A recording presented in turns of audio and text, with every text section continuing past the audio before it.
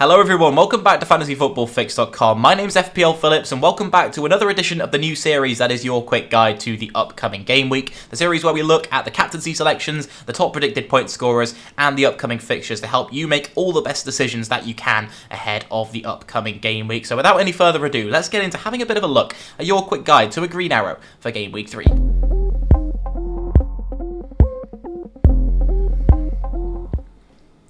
And where else to start than the captaincy selection? And this is probably the most highly debated captaincy choice we've had to make so far this season, with Salah being the standout in game week 1 and Haaland being the standout captain at game week 2 at home to Bournemouth. So this week there really are three that are very key to consider in my opinion, those being Salah, Haaland and Jesus, but there are other considerations like if you still own a Spurs attacker in Son or Kane, or maybe even Kevin De Bruyne as well, but we couldn't fit them all into one graphic. That would look very messy indeed. But these are the three standouts and the three that I'd probably recommend captaining one of this week if I were to do so. So what we do here is look at some of the very key data from the Fantasy Football Fix website, which you can check out for yourself via the link in the description if you want to do so. And the first up, we can have a look at the predicted points for game week 3, which is computed by a very complex series of algorithms and figures, taking into account the form of the opponent, the form of the player, the form of the team, so many different things that I can't get into my own head, obviously, that no human could do. So it's very interesting to look at Mohamed Salah coming out on top in terms of predicted points this week, with Haaland in second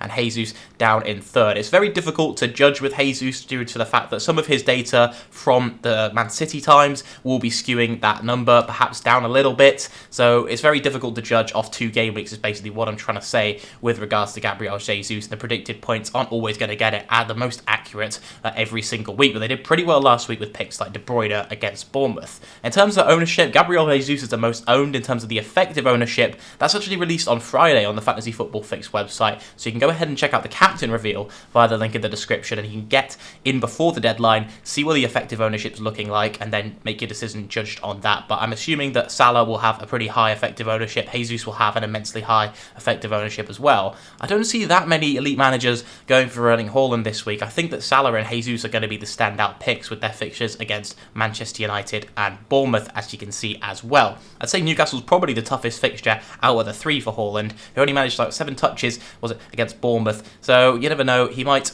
come out and score a hat-trick this week, but Jesus and Salah, I think, are the most standout picks to go for in terms of captaincy. And we can see just how poor Manchester United's form has been when we look at the 22-23 statistics per 90 minutes so far. And the opponent expected goals conceded, Manchester United are expected to have conceded and have conceded the most goals out of any of the opponents, basically, because of how, well, they've just played so poorly against Brighton and Brentford. So who knows what Liverpool are going to do to them on Monday Night Football. So 1.78 is the leading statistic there, with Bournemouth 1.11 and Newcastle 0.90, so not the immensely solid defence, but Bournemouth, of course, a large majority of that data is coming from game week 1, half of that data so far this season, where they look pretty good against Aston Villa, who were rather poor, admittedly. In terms of the expected FPL points per 90, so the amount of points that the players expected to get per 90 minutes, Erling Haaland does lead the way so far with 9.26, Jesus in second with 8.21 per 90 on average, and then Mo Salah in third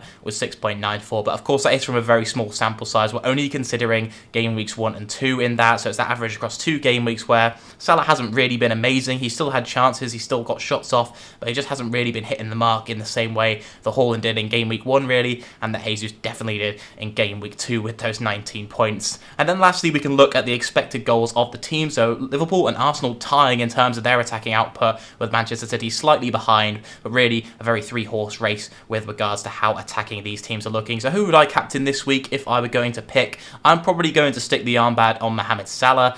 Nothing to do with me being a Man United fan and wanting to cover that, but I just think that the record against Man United for Liverpool is amazing. United look like a club in absolute turmoil at the moment, and I can't really see it getting much better. You never know, Man United may come out and put on one of their performances that they do in desperate times sometimes, but really Mohamed Salah, I think, looks like he could get a great return against United, and with Darwin Núñez out, he'll be relied upon a bit more in terms of the attacking output if Liverpool are going to grab some goals in that game, which I'm very sure that they're going to. So yeah, I captain Mo Salah. That's my conclusion on the captaincy. Let's move in now to having a look at some of the predicted points, and namely the top 10 predicted point scorers over this game week. So you can see Mohamed Salah not only first in the captaincy debate, but actually first overall. But De Bruyne, who I did mention, but we couldn't fit on the graphic, in second. So if you do own him, perhaps consider captaining him against that Newcastle fixture. fixture. Erling Haaland in third and Gabriel Jesus in fourth make up the top four. So the three selections I went for are three of the top four predicted point scorers for this game week. But Jesus is actually tied with Jamie Vardy, who's down in fifth.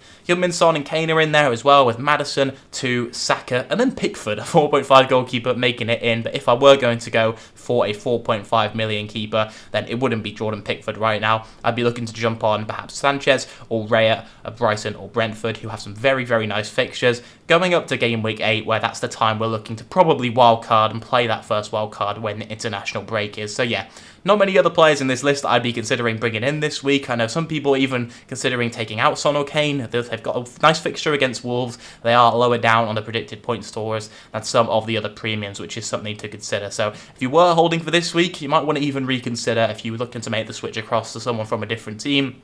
Perhaps you're looking to move Son across to De Bruyne, then that might be the info you need to do that this week. But yeah, very interesting to have a look at the top predicted point scorers, and you can search by position over on the Fantasy Football Fix website, which I think is great to do. So definitely have a look down below. Links are in the description, as always, if you want to have a look at that. And then finally, we're going to touch on the upcoming fixtures over the next 4 game weeks and which ones are key to consider. And as I mentioned, there are going to be some very cool fixture swings that are looking like you should capitalise on this week, basically. Namely, as I mentioned, Brentford and Brighton look like they've got some great fixtures. They're actually higher on the attacking Brighton than they are in the defensive aspect of fixtures, which you can split over on the Fantasy Football Fix website, as we've done so here. But you can change the game week ranges to whatever you want over there. It's definitely worth checking out via the link in the description. I realise I'm saying that a lot. But Chelsea actually first in terms of the attacking fixture difficulty. Not a lot of people talking about them, and a lot of people talking about ditching the likes of Mason Mount as an 8 million midfielder option. So perhaps maybe reconsider if you do own Mason Mount, because he could still grab some returns against some of these weaker teams that he does tend to do. We saw against Norwich and other teams that Mason Mount loves the game against a weaker side. But then Brentford, we're looking at options like perhaps Tony or maybe even De Silva if you're looking to go for a cheap option, who I probably wouldn't recommend playing every week. And then from Brighton, I think Pascal Gross is really the standout pick to go for. FPL Nacho covered him in Monday's video, so definitely worth checking out for some analysis around those assets. And then Liverpool and Manchester City are really undebated. We know we need some assets from those teams, and they have some nice fixtures to go along with some good informed premiums. In terms of the defensive fixtures, we can see that Tottenham actually come first in game week 3 to game week 6 in terms of the defensive fixture difficulty, and Perisic is an option that I'm still considering bringing into my team. He got that assist in the last minute, and the last minute equaliser in the game against Chelsea. Perhaps he's working his way up to full fitness and will get his way, and maybe even his first start against Wolves. So if we get some early team news, perhaps it could be an option to bring in and take a nice punt on when some people are actually bringing him out. He, of course, has dropped in price as well to 5.4 million, so he'll be at a slightly cheaper price point for those of you who might have been priced out of a 5.5 million defender due to price changes or something like that. Brentford as well in there, so looking like Raya is a better pick than Brentford than Sanchez in terms of the goalkeeper picks for the 4.5 million options. So the upcoming fixtures go in favour of Raya, and then Arsenal, Man City, and Liverpool. So some standout teams again, the likes of Zinchenko, Kyle Walker, and then the Liverpool defenders still look good options, of course, despite the fact that Liverpool haven't managed to keep a clean sheet yet so far this season. But yeah, that's going to wrap up today's video. Let me know what you thought down below in the comments, and yeah, as always, leave a thumbs up if you did enjoy it, subscribe if you're new around here, and I hope you found the quick guide to game week 3 helpful, and I hope it ends up in you grabbing a green arrow for yourself. So I'll see you in the next video. Thanks for tuning in. Goodbye.